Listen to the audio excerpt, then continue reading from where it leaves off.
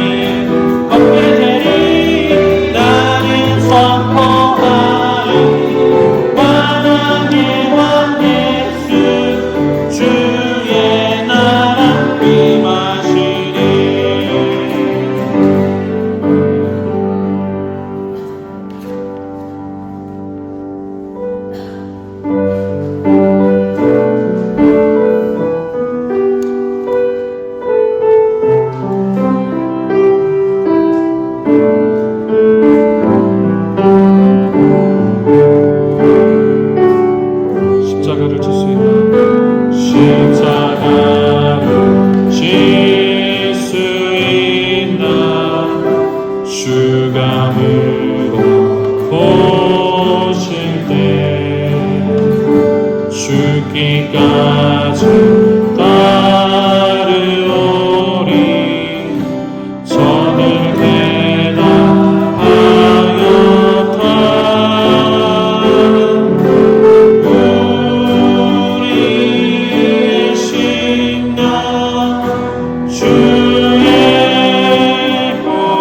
보시니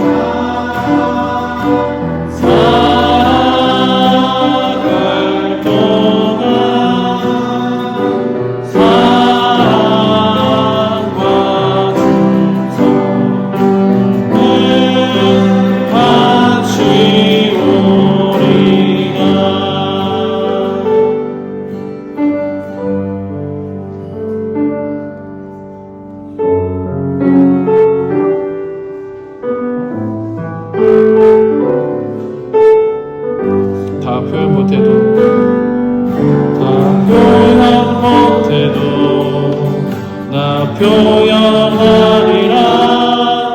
다 고백 못해도 나 고백하리라.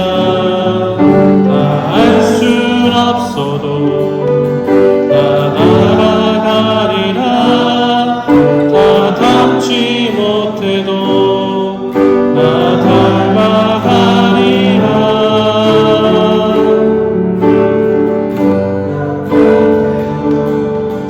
나 표현하리라. 다 고백 못해도 나 고백하리라. 다 알 순 없어도 나 알아가리라. 다 닮지 못해도 나 닮아가리라. 그 사랑 얼마나 아름다운지, 그 사랑 얼마나 날 부욕해 하는지, 그 사랑 얼마나 크고 놀라운지를, 그 사랑 얼마나 감격하게 하는지. 이 시간 오늘 예배를 위해서 우리 잠깐 같이 기도하겠습니다. 오늘 찬양으로 고백한 것처럼 하나님을 더 알아갈 수 있는 시간 될 수 있게 해달라고 이 시간 같이 기도했으면 좋겠습니다. 함께 말씀을 나누고 또 바디 모임 가운데에서 하나님의 일하심이 드러나게 하여 주시옵시고, 또 우리의 상한 심령들이 있다면 말씀을 통해서 또 교제 가운데서 상한 심령들이 치유가 되고, 또 하나님 앞에서 깨져야 되는 부분들이 있다면 이 시간 말씀 가운데서 깨질 수 있는 시간 될 수 있게 해달라고 이 시간 같이 오늘 예배를 위해서 같이 기도하도록 하겠습니다. 기도하시겠습니다. 하나님 아버지 감사합니다. 우리의 자리를 불러주시고 주님을 찬양할 수 있도록 또 주님께 예배드리고 영광 돌릴 수 있도록 하시고 감사드립니다. 우리의 찬양의 고백이 하나님의 신령과 진정으로 드리는 아버지 진실한 고백이 되시는 도와주시옵소서. 아버지 오늘도 함께 말씀을 또 나누면서 아버지 우리의 상한 심령들이 있다면 그 상한 심령들이 깨지게 하여 주시옵시고, 아버지 하나님 위로받고 또 회복되어지며 또 말씀 앞에서 하나님 앞에 우리 자신들을 내려놓아야 될 부분이 있다면 아버지 이 시간 우리 자신들을 내려놓고 깨뜨릴 수 있는 시간 될 수 있도록 주 인도하시고 도와주시옵소서.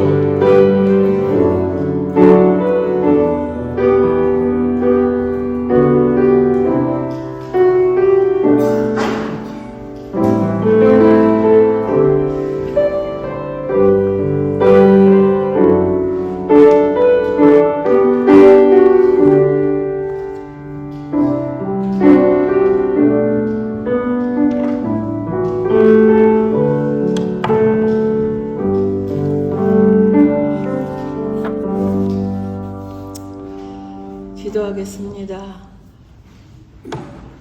우리 주는 여호와시라. 하늘과 하늘들의 하늘과 1월 성신과 땅과 땅 위의 만물과 바다와 그 가운데 모든 것을 지으시고 다 보존하시오니 모든 천군이 주께 경배하나이다. 아멘. 사랑과 은혜가 충만한 여호와 하나님 아버지, 경배와 찬양을 올려드립니다. 오늘 저희에게 신령과 진정한 마음으로 예배하게 하시니 감사드립니다. 주님께서 구원해 주신 은으로 날마다 또 매 순간마다 주님과 동행하는 삶을 살기를 원합니다. 하오나 우리는 세상 일에 몸도 마음도 바쁘게 살면서 더 많이 기도하지 못하고 말씀과 함께하지 못해 왔음을 회개합니다. 주님, 저희들을 성령 충만함과 하나님 앞으로 더 가까이 가기를 원합니다. 세상은 선을 악하다 하고 악한 것을 선이라고 하는 어둠의 세계에서 우리가 어떻게 살아가야 하는지를 고민하며 진리요 길이요 진리요 생명이신 주님을 따라가게 하여 주시옵소서. 하나님의 뜻을 아는 것으로 채우게 하시오며 하나님을 아는 것으로 자라가게 하옵소서. 이 시간도 주님께서는 저희들에게 믿음으로 살라고 말씀하십니다. 하나님, 더욱 믿음 안에 주님을 사랑하고 주님 안에 살기를 원하오니 성령께서 저희들의 마음에 감동하심을 주시옵소서. 또한 주님의 몸된 교회를 위해서도 기도합니다. 이 시간까지 로고스 교회와 함께 하시며 도우시는 하나님의 은혜에 진심으로 감사드립니다. 더 성장하고 부흥함으로 하나님의 말씀이 흥황하게 하시며 로고스 교회에 주신 사명, 선교와 구제에 더욱 힘쓰는 교회 되게 하여 주시옵소서. 우리 로고스 교회 성도들의 가정을 살펴주셔서 어려운 일 당하지 않도록 늘 주님의 날개 그늘 아래 덮어주시옵소서. 또한 오늘은 어머니 주일입니다. 우리가 어머니로서 자녀를 주 안에서 말씀과 사랑으로 잘 양육하게 하옵소서. 그래 하나님이 기뻐하시는 자녀들로 세워갈 수 있도록 하나님 도와주시옵소서. 교회 일에 힘쓰고 봉사하는 일꾼들에게도 하나님의 은혜와 평강이 함께 하시기를 기도합니다. 오늘도 말씀을 전하실 목사님께도 성령의 충만과 말씀의 능력을 갑절이나 더하여 주셔서 듣는 우리들로 하여금 믿음의 새로운 결단이 있게 하옵소서. 오늘 이 예배가 온전히 주님이 기쁘시게 받으시기에 합당한 예배가 되게 하옵시며 은혜가 충만케 하여 주시옵소서. 거룩하시고 자비하신 참 좋으신 예수 그리스도 이름으로 기도합니다. 아멘.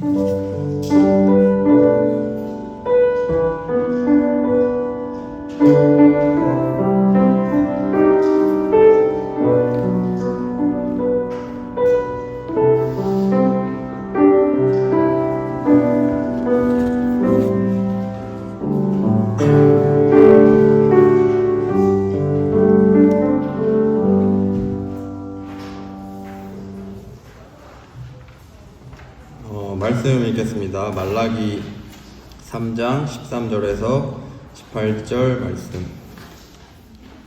말라기 3장 13절에서 18절 말씀입니다. 너희가 불손한 말로 나를 거역하였다. 나 주가 말한다. 우리가 무슨 말을 하였기에 주님을 거역하였다고 하십니까? 하고 너희는 묻는다. 너희가 말하기를 하나님을 섬기는 것은 헛된 일이다. 그의 명령을 지키고 만군의 주 앞에서 그의 명령을 지키며 죄를 뉘우치고 슬퍼하는 것이 무슨 유익이 있단 말인가. 이제 보니 교만한 자가 오히려 복이 있고 악한 일을 하는 자가 번성하며 하나님을 시험하는 자가 재앙을 면한다 하는구나. 그때 주께서는 주를 경외한 사람들이 서로 주고받는 말을 똑똑히 들으셨다. 그 가운데서도 주를 경외하며 주의 이름을 존중하는 사람들을 당신 앞에 있는 비망록에 기록하셨다. 나 만군의 주가 말한다. 내가 지정한 날에 그들은 나의 특별한 소유가 되며 사람이 효도하는 자식을 아끼듯이 내가 그들을 아끼겠다. 그때에야 너희가 다시 의인과 악인을 분별하고 하나님을 섬기는 자와 섬기지 않는 자를 비로소 분별할 것이다. 아멘.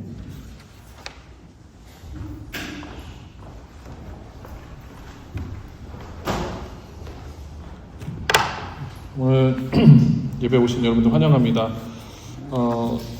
오늘 마더스데이죠. 네. 이 땅의 어머니들을 또 축복하면서 또 동시에 모든 여성분들을 축복합니다. 그래서 이따 이제 나가시면서 뒤에 보시면 또 여성분들을 위해서 준비한 핸드크림 있으니까 꼭 찾아서 갖고 가셨으면 좋겠습니다. 다음 주에는 저희가 디즈 아일랜드에서 같이 바베큐를 하려고 합니다. 그래서 10시 반까지 디즈 아일랜드로 와주시면 되고요. 차량이 이제 없어서 좀 이동이 어려우신 분들은 저한테 문의 주시면 제가 교우들끼리 연결시켜 드리도록 하겠습니다. 그리고 또 이제 나는 좀 교회를 위해서 헌신하고 싶다, 우리 교우들 맛있는 거 먹이고 싶다 하시는 분들은 카톡방에 올려주시면 참고해서 준비하시는 분들에게 도움이 될 것 같습니다. 오늘 말라기 7번째 말라기 사랑을 잊은 백성들에게 라는 제목을 가지고 같이 하나님의 말씀 나눠보도록 하겠습니다.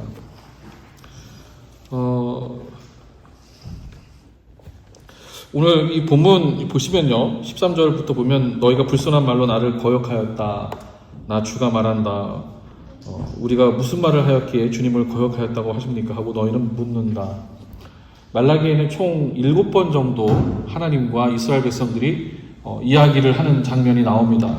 그 중에서 이제 오늘 이 3장 13절부터 18절이 그 하나님과 이스라엘 백성들 사이에서 논쟁을 벌이는 그 이야기를 담고 있습니다.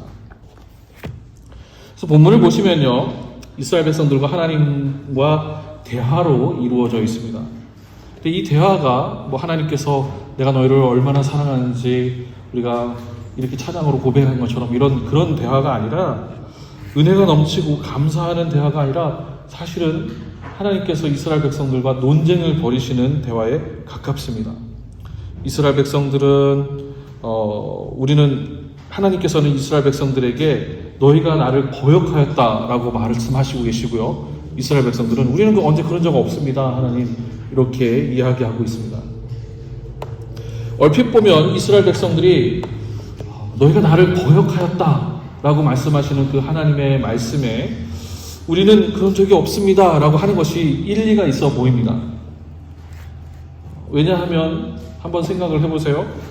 이스라엘 백성들이 페르시아의 포로로 끌려가서 어떤 것들을 했습니까? 포로로 끌려가서 그냥 포로 생활만 한 것이 아니라 그 포로로 끌려가서도 고국을 생각을 하면서 또 성전의 회복을 위해서 성전을 다시 짓고, 그리고 또 성벽을 재건하고 엄청난 애를 썼습니다.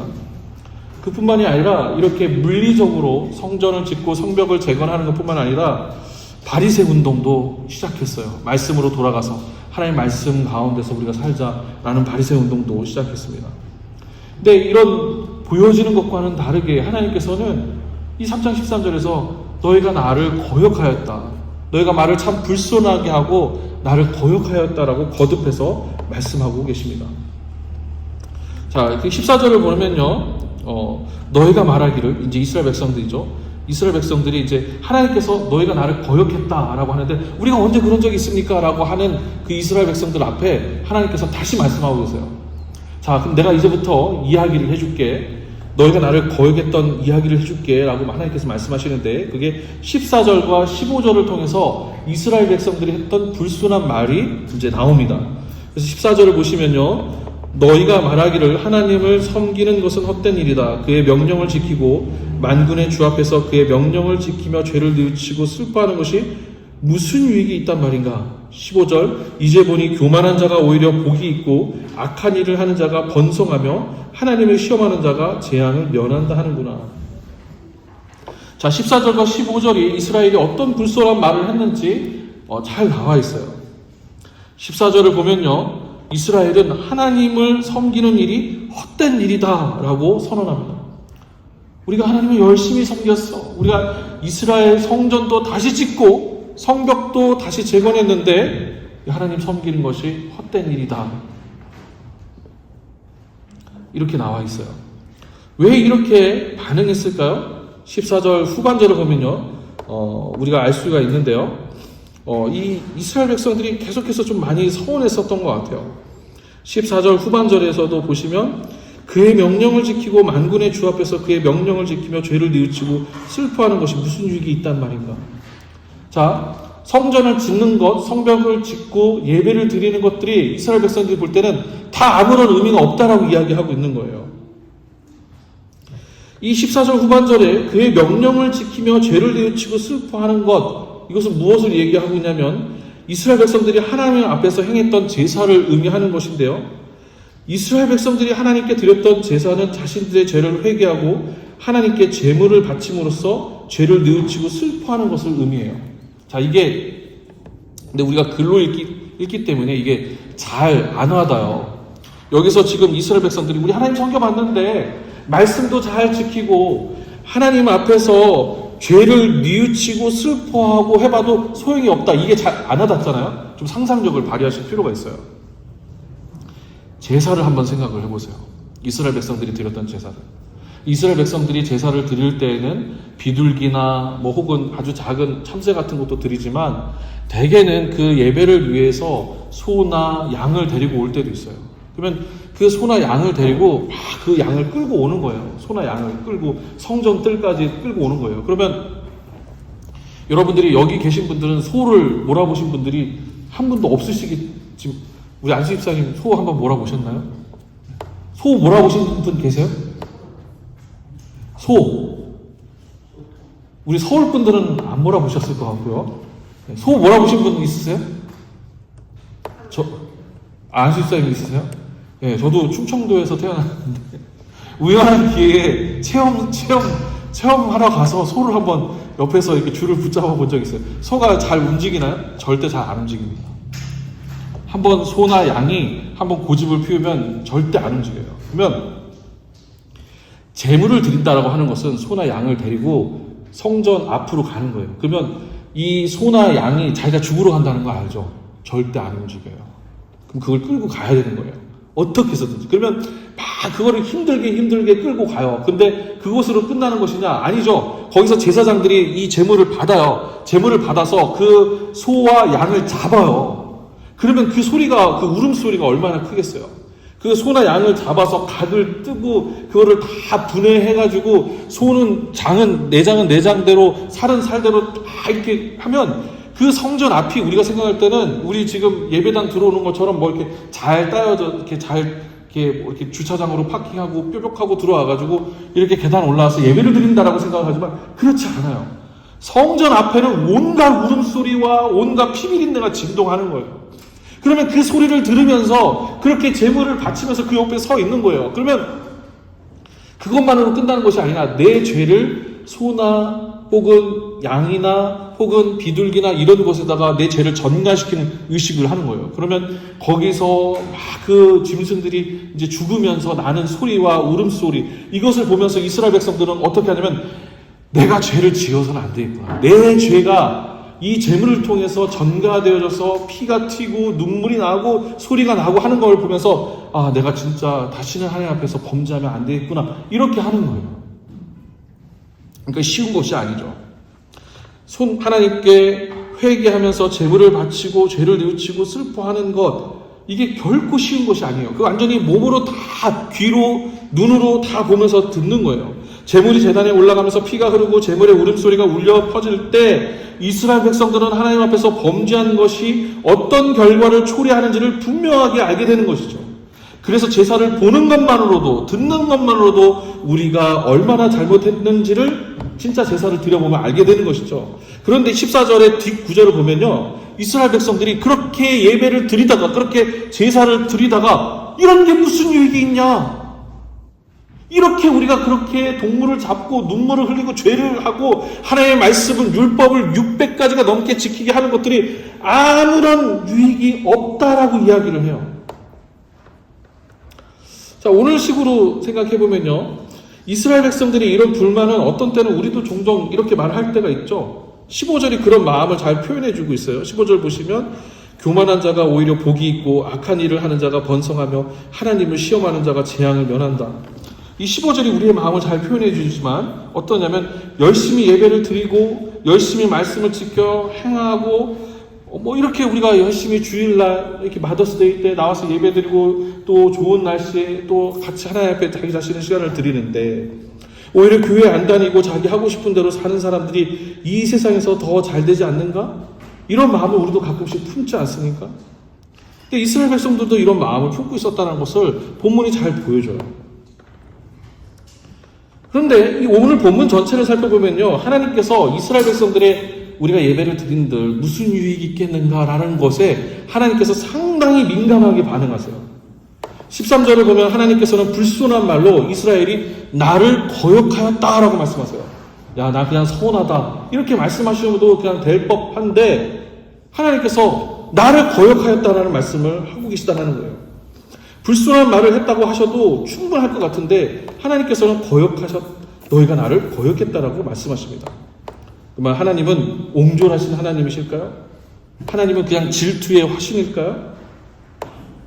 본문을 다시 자세히 살펴보면요, 하나님께서 이스라엘의 불손한 말에 우리가 예배를 드린들 내가 말씀을 지켜도 아무 소용이 없다 이렇게 불손한 말에 하나님께서 유독 강하게 말씀하시는 이유를 알 수가 있어요. 자, 14절 다시 한번 보세요. 너희가 말하기를 하나님을 섬기는 것은 헛된 일이다. 14절을 보면요, 이스라엘 백성들은 하나님을 섬기는 것이 헛된 일이다 라고 말합니다. 여기서 헛되다라는 그 히브리어는 샤브라는 그 단어인데, 이 단어의 의미는요, 의미가 없다, 망령되었다 라는 뜻을 갖고 있어요. 쉽게 말해서 이스라엘 백성들이 하나님을 섬기는 것이 의미가 없다라고 이야기하고 있는 거예요. 그리고 14절 후반절에 이 헛된 일을 보충해주는 단어가 나오는데 유익입니다. 다시 전체적으로 말하자면 이스라엘 백성들이 이런 얘기를 한 거예요. 하나님을 섬기는 것, 율법을 지키고 하나님 앞에 제물을 바쳐서 제사를 드리는 이 모든 것들이 헛된 일이다라는 거예요. 왜냐하면 아무런 유익이 없기 때문에. 그렇게 해봐야 얻어지는 것이 아무것도 없기 때문에 헛된 일이라고 이야기하는 거예요. 하나님께서 이스라엘의 이런 모습에 민감하게 반응하신 거예요. 하나님을 섬기는 것, 그거 해봐야 밥이 나와 떡이 나와 아무것도 얻어지는 거 없어. 이렇게 불평하는 이스라엘의 모습에 하나님께서 너희가 나를 거역하였다라고 말씀하시는 거예요. 바로 여기에서 이스라엘 백성들이 하나님을 향한 믿음이 드러나게 돼요. 하나님께서 너희가 불순한 말로 나를 거역했다라고 말씀하시는 것은 단순히 이스라엘 백성들이 하나님 섬기는 거 유익이 없어 이렇게 불순한 말을 했기 때문이 아니에요.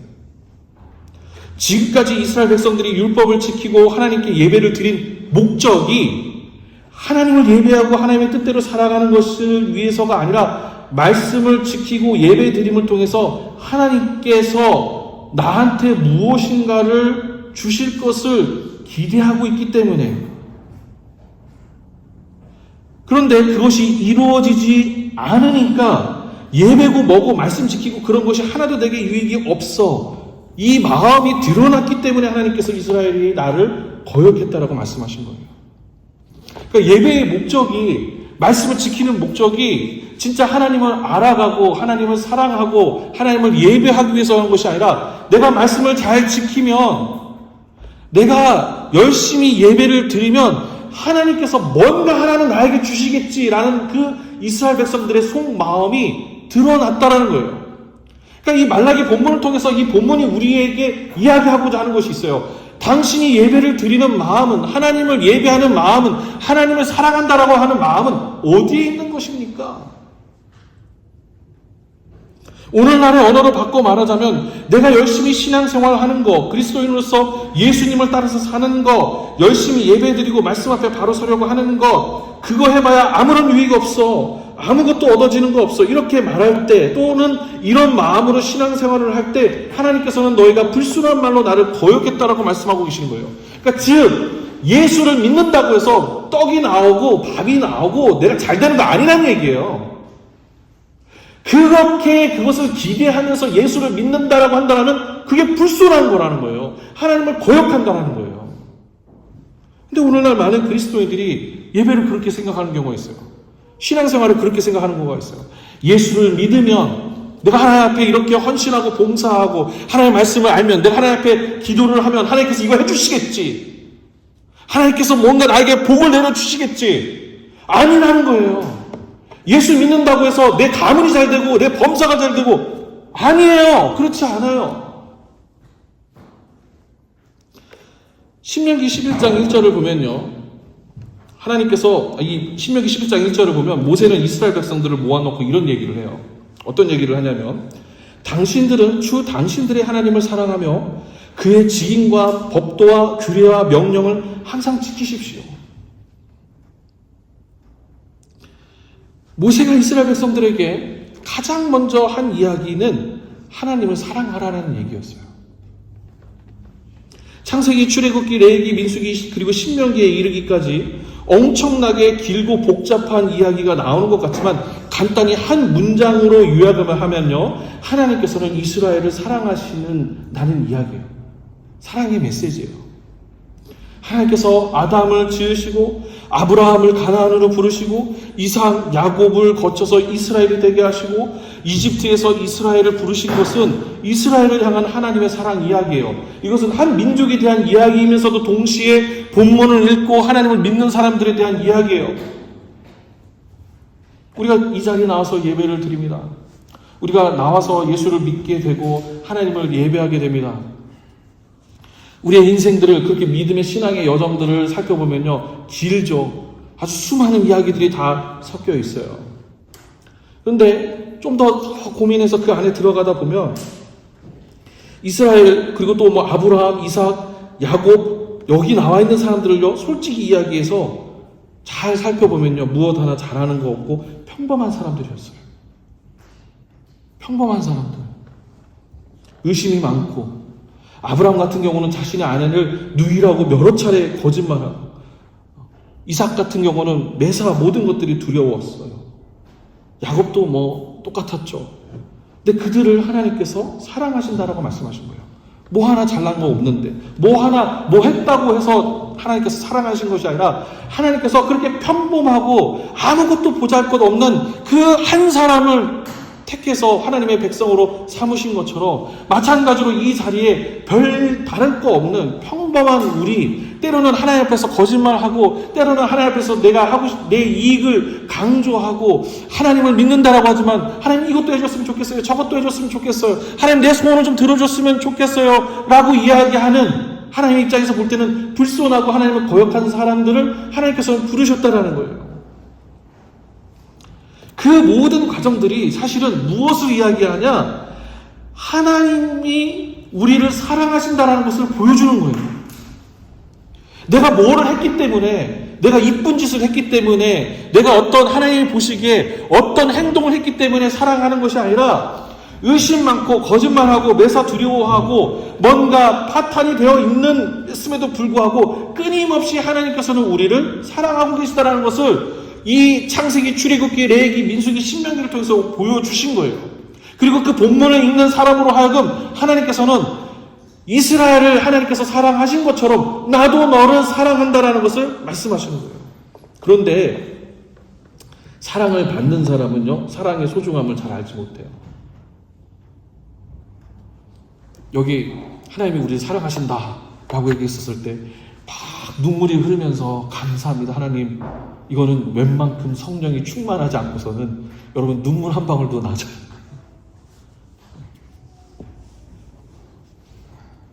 사랑을 받는 사람은요, 사랑의 소중함을 잘 알지 못해요. 예를 들어서 해를 한번 생각을 해보세요. 여기 해가 이렇게 있을 때에는 해의 소중함을 알지 못하잖아요. 해가 막 내려지는 가운데는요, 해의 소중함을 알지 못해요. 그렇지만 해가 지고 나면 해의 소중함을 알게 되는 거죠. 사랑 역시 마찬가지입니다. 사랑을 받을 때에는 그 사랑의 소중함을 알지 못합니다.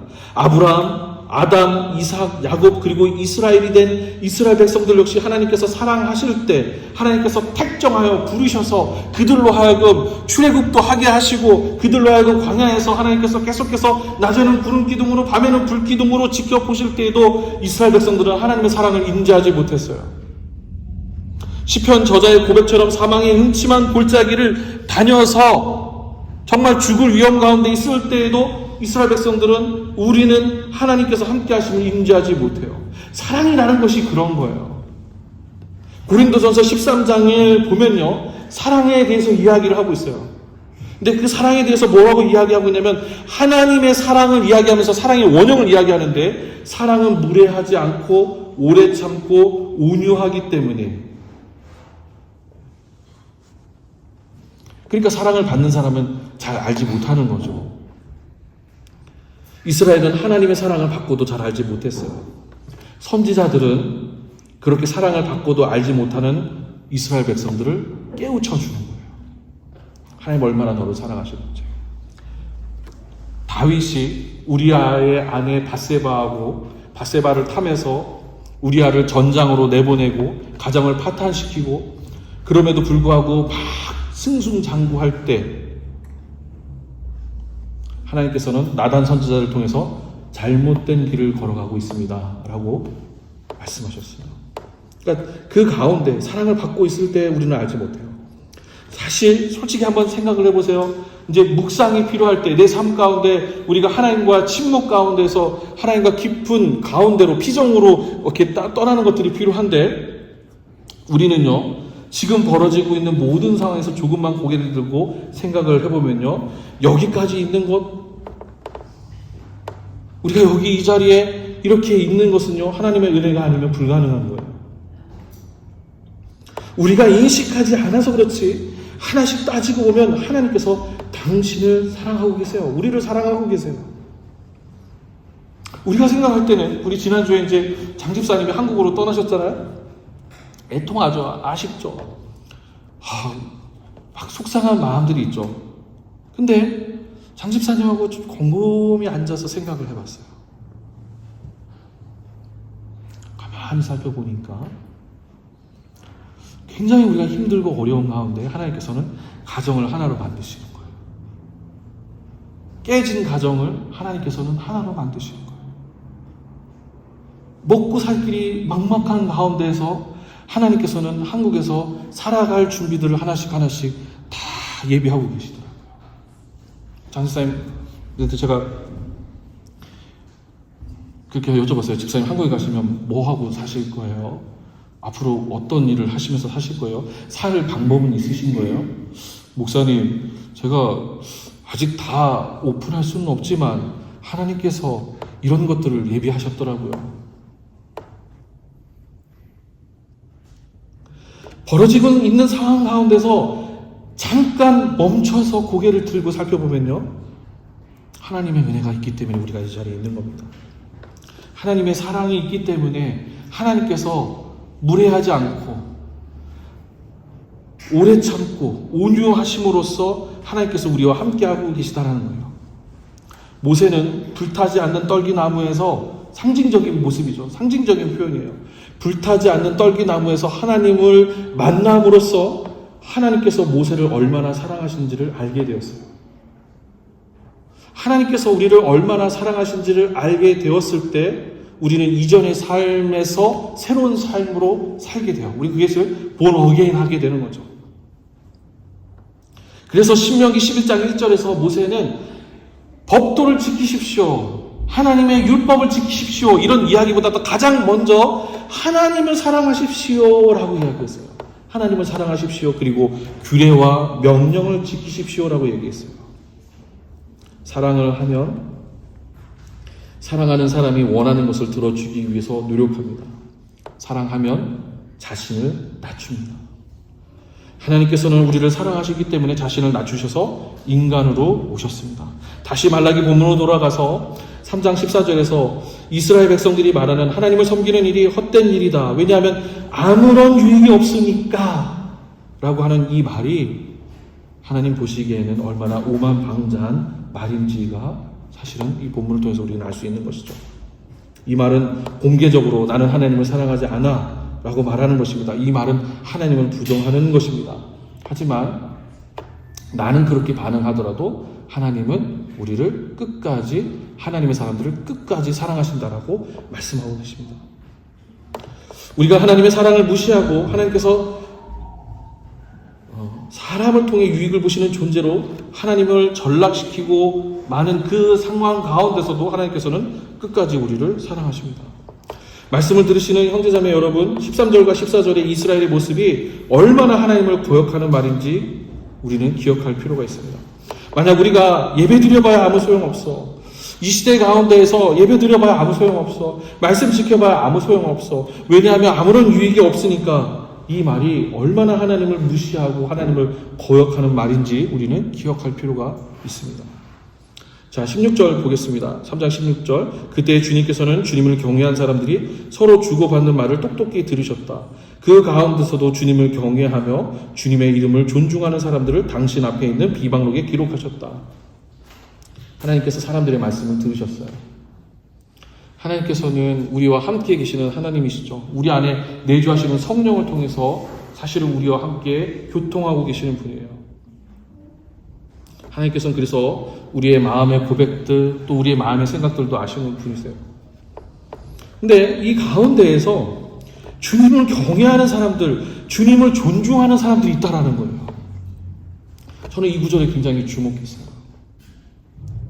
오늘 이 시대에도, 과거에도 그렇고 지금 이 시대에도 신앙생활을 하는 것, 하나님을 믿고 예수 그리스도를 믿는 것은 우리로 하여금 적과 꿀이 흐르는 평안하고 부를 이루는 삶을 의미하지 않아요. 예수를 믿어도, 그리고 아주 잘 믿어도 삶은 우리가 원하는 대로 풀어지지가 않아요. 예수를 잘 믿어도 자녀들이 꼭 잘 되는 것이 아니에요. 예수를 잘 믿어도 내 인생에서 탄탄대로 걷는 것이 아니에요. 오히려 그 반대로 예수를 믿어도 오히려 무엇 하나 잘 풀리는 것이 쉽지 않을 수도 있어요. 오히려 정직하게 행동하다가 회사를 그만두고 나와야 할 때가 많고요. 돈도 많이 모으지 못하고 남들 하는 거 다 하지도 못하고 삶을 마무리하게 될 때도 있어요. 그런데 16절을 보면 그 가운데 많은 사람들이 하나님 없어. 하나님을 떠나 내 신앙생활 그만두고 떠나는 가운데서도 사실은 하나님을 끝까지 사랑하는 사람들이 있다는 거예요. 그리고 하나님께서는 그 사람들을 하나님의 비방록에 기록하셨다라고 말하고 있습니다. 이 말은 우리 같은 평범한 그리스도인들에게 사실은 뭔가 우리로 하여금 고민하게 하고 생각하게 해요. 사실 우리는 가끔 신앙생활을 하다 보면 서운할 때가 있지 않습니까? 열심히 내가 교회를 섬기고 공동체를 섬기고 열심히 진짜 신앙생활을 할 때가 있는데 어떤 때는 하나님 앞에 서운할 때도 있고 어떤 때는 교우와 교우 가운데서 서운할 때도 있어요. 저만 그런가요? 우리 로고스 교회 교우분들은 훌륭하셔서 서운하지 않으실지 모르겠지만 저는 가끔씩 서운할 때가 있어요.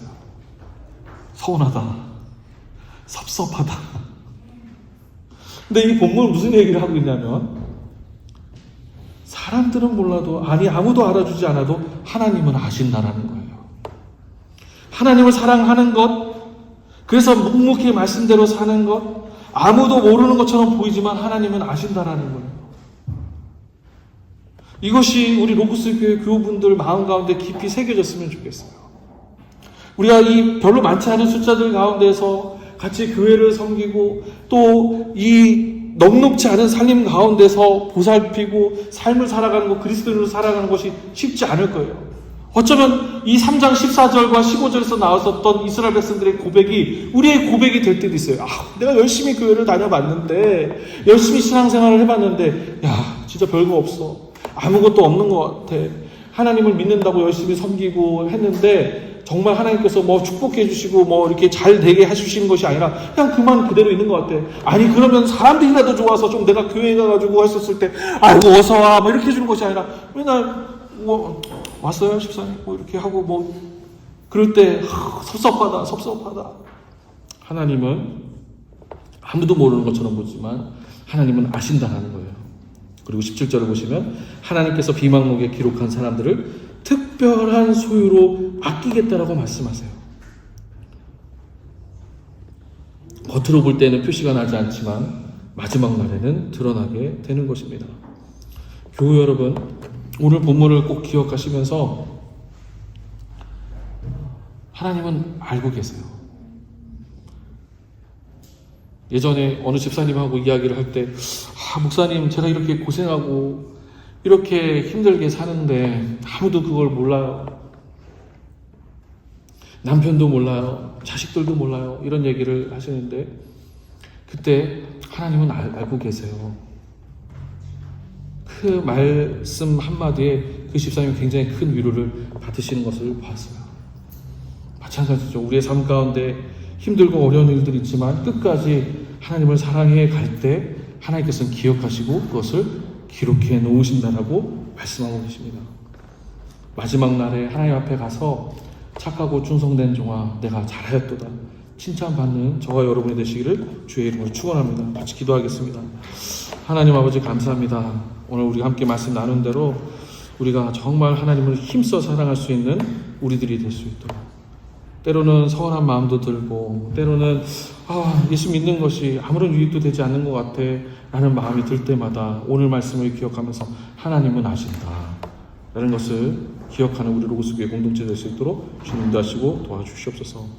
예수님의 이름으로 기도합니다. 아멘.